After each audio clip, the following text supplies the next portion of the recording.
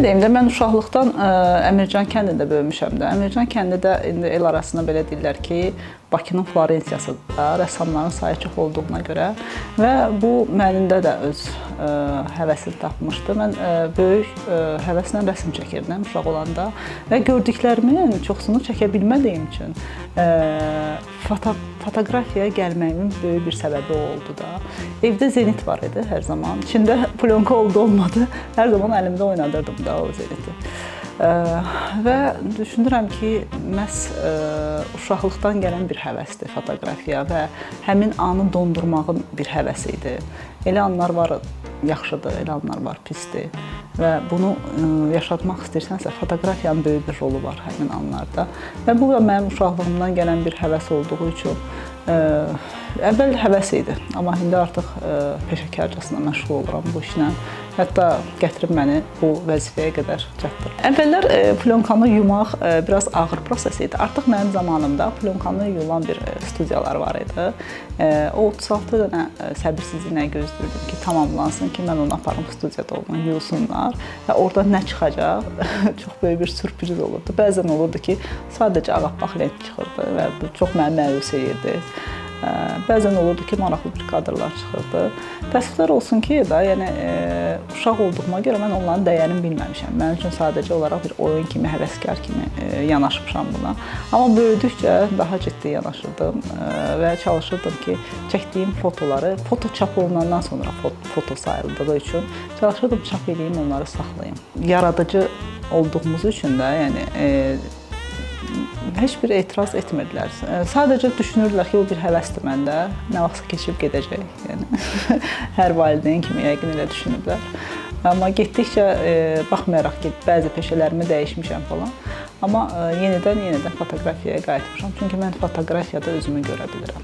Mən fotografiyada özümü hiss edə bilirəm, duya bilirəm. Mən burada dincələ bilirəm. Mən burada iş qoya bilirəm ortaya. Məncə fotoqrafiya mən elə özüməm.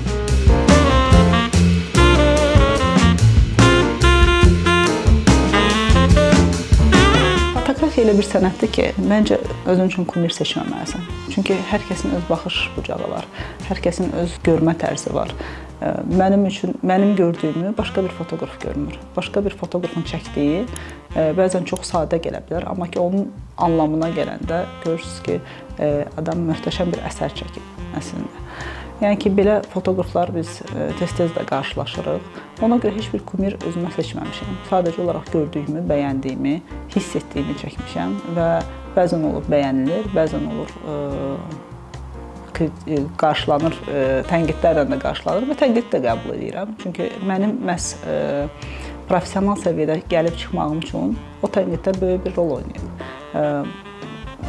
Və bugünkü cəmiyyətdə çox adam bunu qəbul eləmir. Mən hər zaman deyirəm ki, tərifi qəbul elədiyiniz kimi də tənqidi qəbul eləməlisiniz ki, sizdə inkişaf olsun.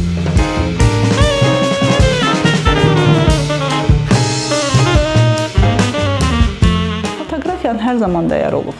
Artıq bu illəri fotoqrafiyanın, dünya fotoqrafiyasının 200 illiyidir. Yəni, bu günümüzə qədər gəlib çıxıbsa, deməli, dəyəri var. Azərbaycanda 165 ildə fotoqrafiya var. 165 ildə burada fotoqrafiya varsa, demək ki, dəyərlidir. Bunun artıq bir, məncə, şərhə ehtiyacı yoxdur.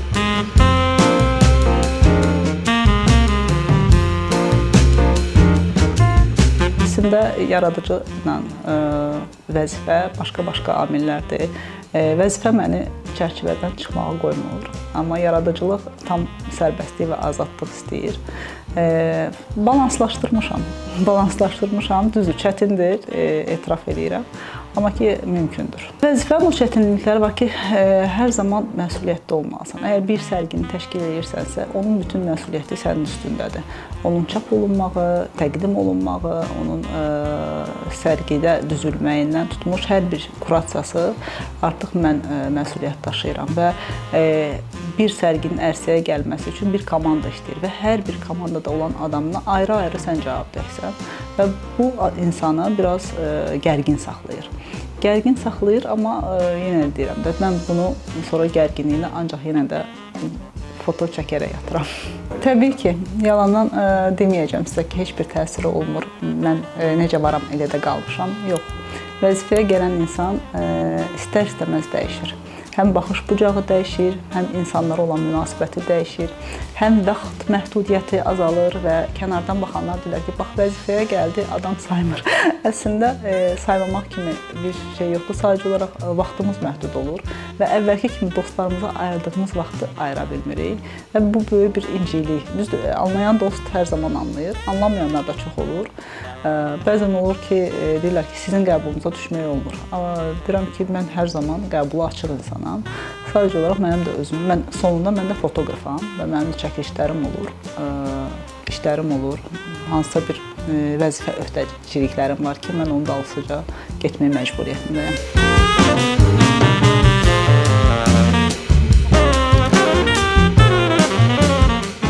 Dünya fotoqrafiyasında qadın fotoqraflar qəbul olunur. Azərbaycanda isə bu biraz tam fərqlidir, milli, mənəvi mentalitet məsələlərinə görə və sən hər zaman məcbursan ki, sübut eləyəsən ki, mən yaxşı fotoqrafam və mən güclüyəm.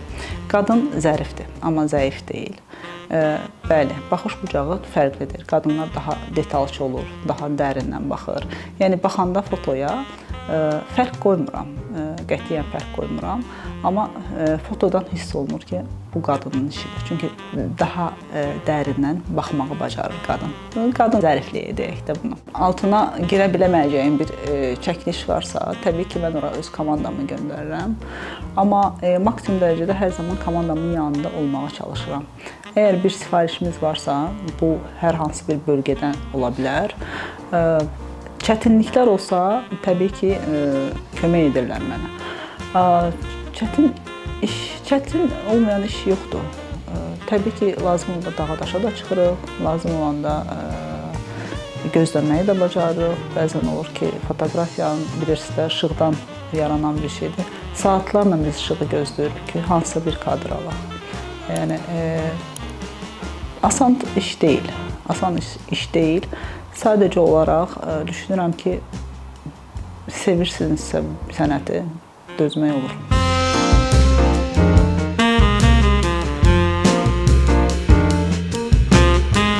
Emosional anlar olur məsələn üçün. İkinci Qarabağ müharibəsindən sonra biz şəhid ailələri ilə görüşürdük. Mən açığı emosional yanaşırdım. Yəni, bir fotoqraf kimi yox, bir insan kimi yanaşırdım və demək olar ki, mən o fotoları heç yerdə paylaşmadım. Mənə çox ağır gəlirdi. Və bu günləri də o fotolar mənim arxivimdədir. Mən onları görəndə mən çox pis olurum. Var idi kadrlar, ona bənzər kadrlar da olur. Və bu, bütün fotoqrafların həyatında mənə elə gəlir ki, bir dəfə də olsa baş verən hadisədir.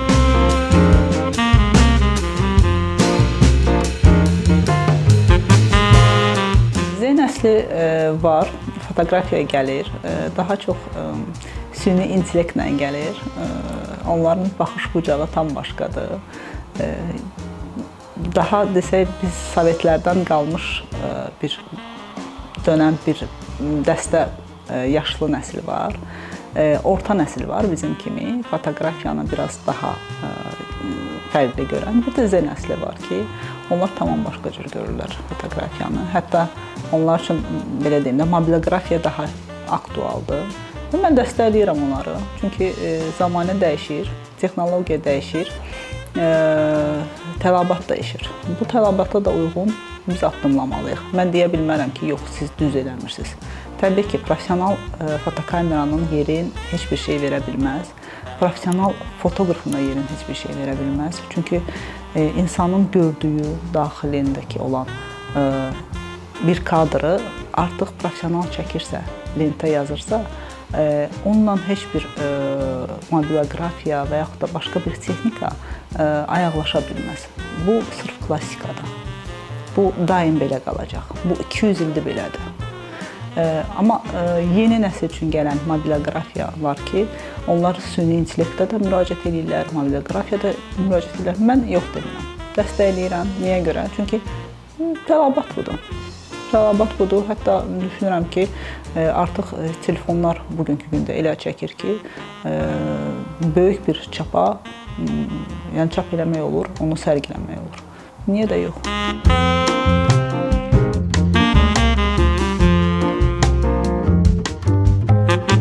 Azərbaycan Fotoqraflar Birliyi artıq 28 ildir ki, bir platforması var. Ölkədə öz sözünü deyən birliklərdən biridir. Bizim birliyin ən başlıca məsələsi odur ki, birlikdir, adı üstündədir. Bizdə burada gənclərə dəstək var. Fotoqrafiyanın inkişafında, sərgilərdə, müsabiqələrdə bir-birinə dəstək var, rəqib yoxdur. Biz bir dildə danışırıq, görmək dilində danışırıq. Bizim üçün, biz hamımız eyni dildə danışdığımız üçün bir-birimizə böyük bir dəstək oluruq. Və məqsədimiz də olur ki, Azərbaycan fotoqraflarını bir arada tutaq. Demək olar ki, Azərbaycanda 90% fotoqrafları məktəbi olub Azərbaycan Fotoqraflar Birliyi. Məhz Azərbaycan Fotoqraflar Birliyi pillədir böyük fotoqrafiyaya ayaq açmağa və buna nail olmuşuqsa, bu özü böyük bir nailiyyətdir. Bəli, demirəm, dünya səviyyəsində tanınır, tanınmır, çalışırıq tanınsın. Məhz buna görə də əlimizdən gələni eləyirik. Son 3-4 ildə də mən Azərbaycan Fotoqraflar Birliyində daha sıx əlaqədəyəm. Məhz sədr seçiləndən sonra çalışıram ki, gəncləri daha çox cəlb edim, onlara nə bacarıramsa kömək eləyim. Azərbaycan Fotoqraflar Birliyi olaraq, mütəmadi olaraq biz dövlət qurumları ilə çiyin-çiyinə çalışırıq. Sərgilərimiz olur, bəli, çox olur. Keçən il, məsələn, Qarabağın 5 illiyi ilə, Azad olmağın 5 illiyi ilə, Mədəniyyət Nazirliyi ilə biz demək olar ki, ondan çox sərgi təşkil elədik, məhz Qarabağ zonasında, şəhər günlərində. Ondan sonra bizim fotoqraflarımız var, xaricdə sərgiləri olur, Bakıda sərgilərimiz olur.